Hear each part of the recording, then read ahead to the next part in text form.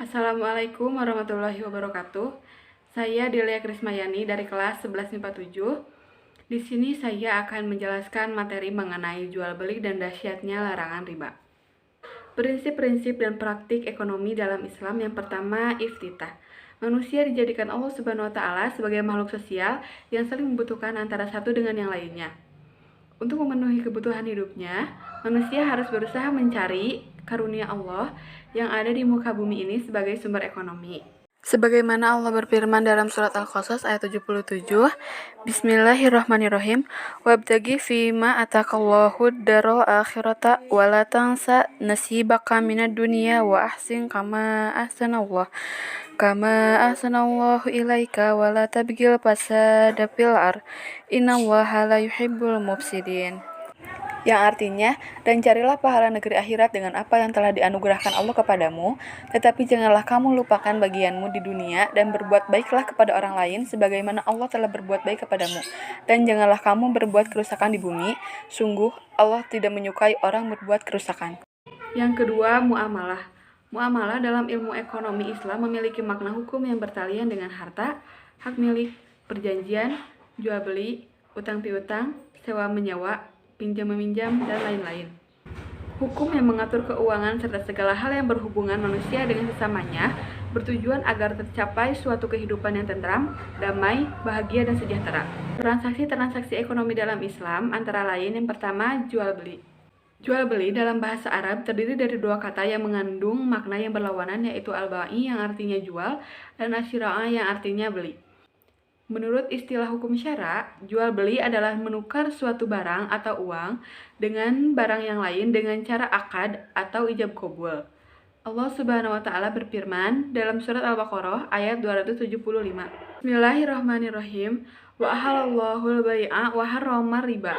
Yang artinya, padahal Allah telah menghalalkan jual beli dan mengharamkan riba.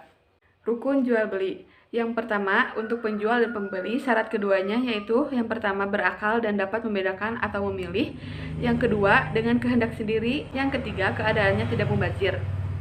Alat tukar dan benda yang dibeli syaratnya, yang pertama suci, barang najis tidak sah dijual belikan. Mazhab Hanafi memperbolehkan menjual kotoran atau tinja sampah untuk keperluan perkebunan. Demikian pula, barang najis boleh diperjualbelikan asal untuk dimanfaatkan, bukan untuk dimakan. Yang kedua, ada manfaatnya. Yang ketiga, keadaan barang itu dapat diserah terimakan, tidak sah menjual barang yang tidak dapat diserah terimakan. Yang keempat, keadaan barang milik si penjual, atau kepunyaan yang diwakilinya, atau yang menguasakannya. Yang kelima, barang itu diketahui oleh si penjual dan pembeli tentang zat, bentuk, kadar atau ukuran, dan sifat-sifatnya. Yang ketiga, lafal ijab dan qabul. Pernyataan ijab qabul tidak harus menggunakan kata-kata khusus. Yang diperlukan dalam ijab qabul adalah saling rela atau ridho yang direalisasikan dalam bentuk kata-kata. Ijab qabul jual beli juga sah dilakukan dalam bentuk tulisan dengan syarat kedua belah pihak berjauhan tempat atau orang yang melakukan transaksi itu diwakilkan. Macam-macam jual beli. Yang pertama, jual beli kontan. Artinya, serah terima barang dan dibayar dengan uang kontan. Yang kedua, jual beli dengan tukar-menukar barang. Misalnya, hasil tambang ditukar dengan bahan jadi. Yang ketiga, jual beli sistem tempo. Artinya, begitu harga telah disepakati dan barang telah dikirim, baru pembayaran dilakukan atau beberapa hari setelah barang diterima, baru diadakan pembayaran. Jual beli yang dilarang oleh agama. Yang pertama, membeli barang dengan harga yang lebih mahal dengan harga pasar. Sedangkan ia tidak ingin barang itu, tetapi semata-mata supaya orang lain tidak dapat membeli barang tersebut. Yang kedua, membeli barang untuk ditahan agar dapat dijual dengan harga yang lebih mahal. Sedangkan orang lain sangat membutuhkan barang tersebut. Yang ketiga, menjual suatu barang untuk menjadi alat maksiat. Yang keempat, jual beli yang dapat menimbulkan kericuhan.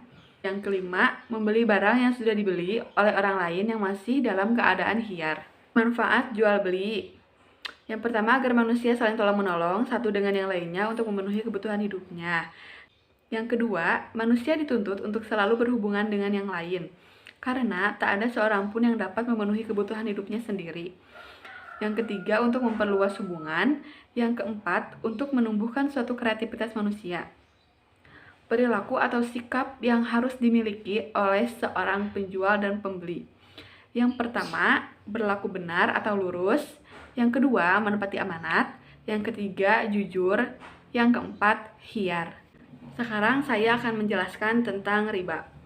Yang pertama, pengertian riba. Riba secara bahasa yaitu ziyadah atau tambahan.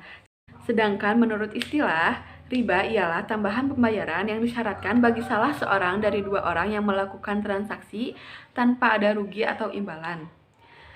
Berarti, riba itu menetapkan bunga atau melebihkan jumlah pinjaman saat pengembalian berdasarkan persentase tertentu dari jumlah pinjaman pokok yang diberikan kepada peminjam. Riba hukumnya haram dan dilarang oleh Allah Subhanahu wa taala. Pernyataan Allah tentang riba dalam surat Al-Baqarah ayat 276 berbunyi, Bismillahirrahmanirrahim, yamhaqullahu riba wa yurbis shadaqat. Yang artinya Allah memusnahkan riba, dan menyuburkan sedekah. Larangan menggunakan hasil riba. Allah berfirman dalam surat Al-Baqarah ayat 278 yang berbunyi, Bismillahirrahmanirrahim, Ya ayyuhalladzina amanu taqullaha wa dharu ma baqiya minar riba in kuntum mu'minin. Yang artinya, wahai orang-orang yang beriman, bertakwalah kepada Allah dan tinggalkan sisa riba yang belum dipungut jika kamu orang beriman. Yang selanjutnya, macam-macam riba. Yang pertama, riba fadli, yaitu tukar-menukar dua barang sejenis tetapi tidak sama ukurannya. Yang kedua, riba qardli, yaitu meminjamkan barang dengan syarat ada keuntungan bagi yang meminjamkan. Yang ketiga, riba nasi'ah, yaitu tambahan yang disyaratkan dari dua orang yang mengutangi sebagai imbalan atas penangguhan atau penundaan utang.